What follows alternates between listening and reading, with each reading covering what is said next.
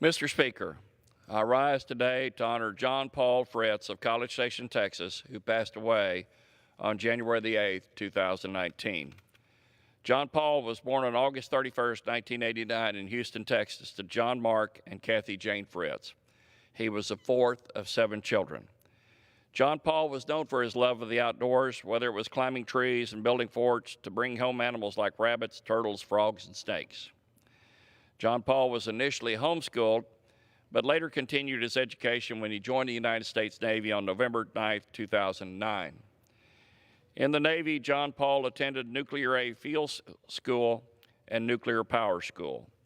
Upon completion of his training, he was selected as junior staff instructor for the modifications and additions to a reactor facility prototype.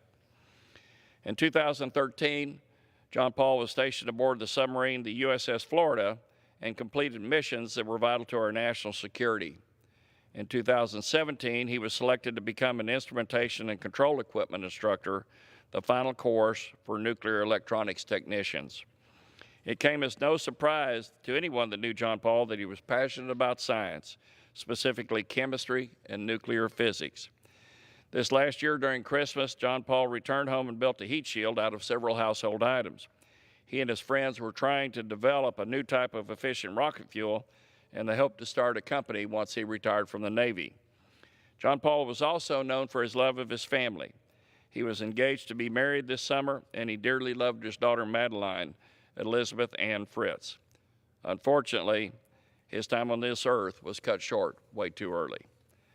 Mr. Speaker, John Paul's life was defined by his service to his family and to our country. He will be forever remembered as a father, a sailor, a son, a brother, and a friend. My wife Gina and I offer our deepest and heartfelt condolences to the Fritz family. We also lift up the family and friends of John Paul Fritz in our prayers.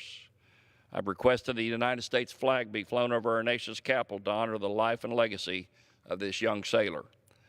As I close today, I urge all Americans to continue praying for our country, for our veterans, for our military men and women who protect us, and for our first responders who keep us safe at home.